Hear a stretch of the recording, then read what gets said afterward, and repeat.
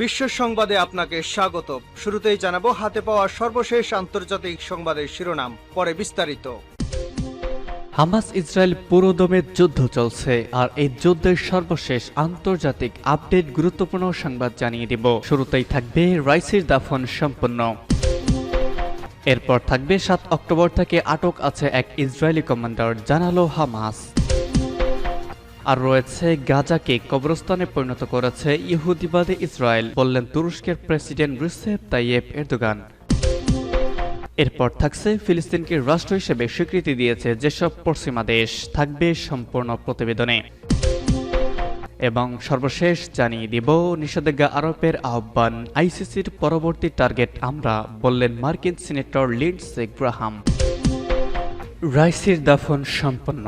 ইরানের প্রেসিডেন্ট ইব্রাহিম রাইসির দাফন সম্পন্ন হয়েছে। বৃহস্পতিবার নিজ শহর মাশহাদে তাকে দাফন করা হয়েছে। ব্রিটিশ সংবাদ মাধ্যম বিবিসির এক প্রতিবেদনে তথ্য জানানো হয়েছে। প্রতিবেদনে বলা হয়েছে, নিহতের 4 দিন পর ইরানের প্রেসিডেন্ট ইব্রাহিম রাইসিকে দাফন করা হয়েছে। শিয়াদের অন্যতম ধর্মীয় ব্যক্তিত্ব ইমাম রেজার মাজারে 63 বছর বয়সী নেতাকে দাফন করা হয়েছে। টেলিভিশনের বিভিন্ন ফুটেজে দেখা যায় প্রেসিডেন্টের দাফন উপলক্ষে উত্তর পূর্ব শহরটির প্রধান সড়কে মানুষের বিপুল উপস্থিতি দেখা গেছে। এর আগে আনাদোলু এজেন্সি জানায়, হেলিকপ্টার বিধ্বস্ত হয়ে নিহত ইরানের প্রেসিডেন্ট ইব্রাহিম রাইসির সবচেয়ে বড় জানাজা হয় তেহরানে। বুধবার রাজধানী তেহরান বিশ্ববিদ্যালয়ে তার জানাজায় লাখো মানুষ অংশ নেয়। এদিন রাইসিকে সম্মান জানাতে অংশ নেন 68 দেশের প্রতিনিধি। প্রতিবেদনে বলা হয়, বিদেশি গণমাধ্যম এবং গণ্যমান্য ব্যক্তিরা অভ্যর্থনা জানান ইরানের ভারপ্রাপ্ত রাষ্ট্রপতি মোহাম্মদ মোকবার, ভারপ্রাপ্ত পররাষ্ট্রমন্ত্রী আলী বাগেরি কানি এবং অন্যান্য সরকারি কর্মকর্তারা। সংকটকালে ইরানের পাশে থাকায় বিদেশি রাষ্ট্রের নেতাদের ধন্যবাদ জানান তারা। জানাজা অংশ নেয়া বিভিন্ন দেশের প্রতিনিধিরা ইব্রাহিম রাইসির রাষ্ট্রনায়ক হিসেবে দক্ষতা ও বন্ধুত্ব ভাবাপন্ন মনোভাব স্মরণ করেন এবং নিহত সবার আত্মার মাগফিরাত কামনা করেন। সর্বোচ্চ ধর্মীয় নেতা আয়াতুল্লাহ আল খামেনি ইরানে তেহরানে অনুষ্ঠিত জানাজায় ইমামতি করেছেন। এ সময় উপস্থিত ছিলেন উল্লেখযোগ্য হলেন কাতারের আমির Tamim bin Hamad Al Thani, ইরাকের প্রধানমন্ত্রী মোহাম্মদ শিয়া আল সুদানি, পাকিস্তানের প্রধানমন্ত্রী শাহবাজ শরীফ, আজারবাইজানের প্রধানমন্ত্রী Ali Asadov, Russian Duma chairman Vyacheslav Volodin, হামাসের রাজনৈতিক ব্যুরো প্রধান Ismail Haniyeh, Hezbollah deputy secretary general Naim Qassem, হুতির মুখপাত্র মোহাম্মদ আব্দুল সালাম, আফগানিস্তানের উপপ্রধানমন্ত্রী মোল্লা আব্দুল গান্দাব ব্রান্দার আখন্দ, সিরিয়ার প্রধানমন্ত্রী হোসেন আরনাস, তুর্কমেনিস্তানের প্রেসিডেন্ট গোরবাঙ্গুলি বেরদি মোহামেদভ, তিউনিসিয়ার প্রেসিডেন্ট কাইস বিন সাইদ, লেবাননের প্রধানমন্ত্রী নাবি বেরি প্রমুখ। ৭ অক্টোবর থেকে আটক আছে এক ইসরায়েলি কমান্ডার, জানালো হামাস। হামাসের সশস্ত্র শাখা কাসাম ব্রিগেড বলেছে, গত ৭ অক্টোবর ইসরায়েলি একজন কমান্ডারকে তারা আটক করেছে। আল জাজিরার খবর অনুসারে হামাসের সশস্ত্র শাখা এক ভিডিও বার্তায় জানিয়েছে, তারা 2023 সালে ৭ অক্টোবর ইসরায়েলি হামলার সময় গাজা উপত্যকায় ইসরায়েলি সেনাবাহিনীর সাউদার্ন ব্রিগেডের কমান্ডার আসাফ হামিমকে আটক করেছেন। ইসরায়েলের ধারণা করেছে, গত ৭ অক্টোবর নিরিম কিপ তুজে সংঘর্ষে হামামি নিহত হয়েছেন। এখন হামাস জানালো, ইসরায়েলি এই কমান্ডার নিহত হয়নি, তাদের কাছে আটক আছে। এ বিষয়ে ইসরায়েল এখনো কোনো মন্তব্য করেনি। ইসরায়েলি গণমাধ্যমে বলা হয়েছে, হামাস গতকাল ৭ অক্টোবর আটক এক ইসরায়েলি কর্নেলের ভিডিও প্রকাশ করেছে।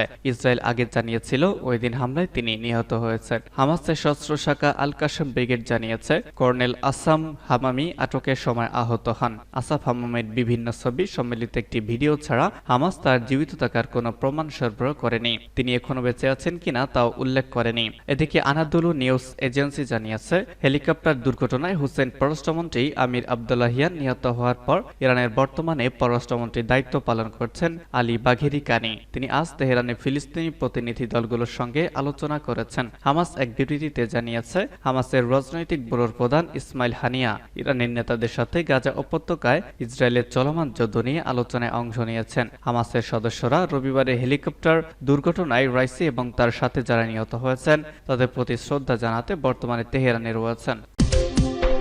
গাজাকে কবরস্থানে পরিণত করেছে ইসরায়েল, বললেন এরদোগান। গাজায় শতাব্দীর সবচেয়ে বড় গণহত্যা হয়েছে বলে ইসরায়েলের তীব্র সমালোচনা করেছেন তুরস্কের প্রেসিডেন্ট রিসেপ তাইয়িপ এরদোগান। তিনি বলেন, যে দেশগুলো মানবাধিকার ও আন্তর্জাতিক আইন সম্পর্কে অন্যদের বক্তৃতা দিচ্ছে তারাই অস্ত্র এবং কূটনৈতিক সমর্থন দিয়ে সহায়তা করেছে ইসরায়েলকে। রাজধানী আঙ্কারায় ইন্টারন্যাশনাল বেনেভোলেন্স অ্যাওয়ার্ড অনুষ্ঠানে বক্তৃতাকালে এরদোগান বলেন, যেসব দেশ ইসরায়েলকে রসদ ও সামরিক সহায়তা দিয়ে আসছে তারা ইসরায়েলের রক্তপাতের সঙ্গে জড়িত। তিনি বলেন, গত 229 দিনে ইসরায়েলের অপরাধের কারণে গাজা একটি কবরস্থানে পরিণত হয়েছে, যা ইতিমধ্যেই একটি উন্মুক্ত কারাগার ছিল। এরদোগান আরো বলেছেন, যতক্ষণ পশ্চিমা শক্তিগুলো ইসরায়েলের প্রধানমন্ত্রী বেনিয়ামিন নেতানিয়াহুর পিছনে দাঁড়ানোর অব্যাহত থাকবে ততক্ষণ পর্যন্ত ফিলিস্তিনি গণহত্যা রোধ করা যাবে না। তুর্কি নেতা হুঁশিয়ারি দিয়েছিলেন যে ইহুদিবাদী সম্প্রসারণবাদ এভাবে চলতে থাকলে বিশ্বের নতুন সংঘাতের সৃষ্টি হতে পারে। তিনি দাবি করেছেন, ইসরায়েল এই যুদ্ধে হেরেছে এবং মানবতার দৃষ্টিতে লাঞ্ছিত হয়েছে।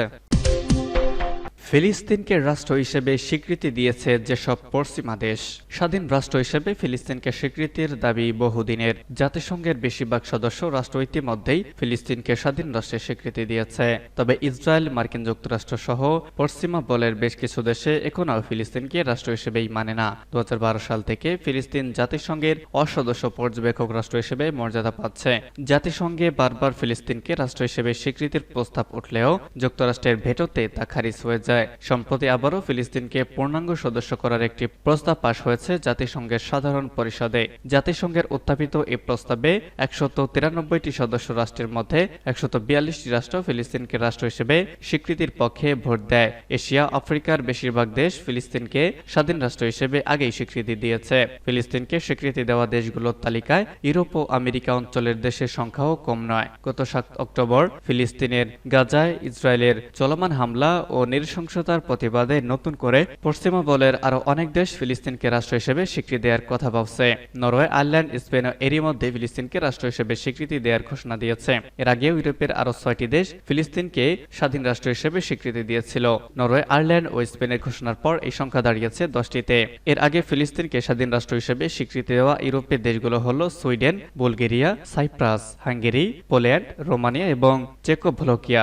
এর মধ্যে সুইডেনই প্রথম ইউরোপীয় ইউনিয়নভুক্ত দেশ হিসেবে এই পদক্ষেপ নেয়। নরওয়ে, আয়ারল্যান্ড ও স্পেনের আগেই ইউরোপের অন্তত 9টি দেশ ফিলিস্তিনি রাষ্ট্রের স্বীকৃতি দিয়েছে।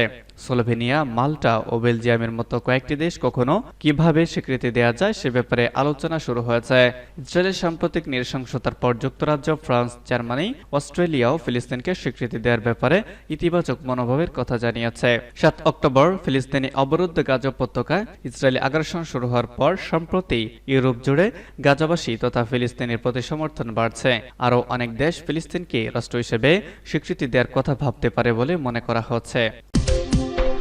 আইসিসির পরবর্তী টার্গেট আমরা, বললেন মার্কিন সেনেটর লিন্ডসে গ্রাহাম। মার্কিন রিপাবলিকান দলের যুদ্ধবাজ সেনেটর লিন্ডসে গ্রাহাম বলেছেন, আন্তর্জাতিক অপরাধ আদালত যদি ইসরায়েলের প্রধানমন্ত্রী ও যুদ্ধমন্ত্রীর বিরুদ্ধে গ্রেপ্তারি পরোয়ানা জারি করে তবে এর পরবর্তী টার্গেট করবে আমাদের। একাজে সংস্থাটি মোটেই দ্বিধা করবে না।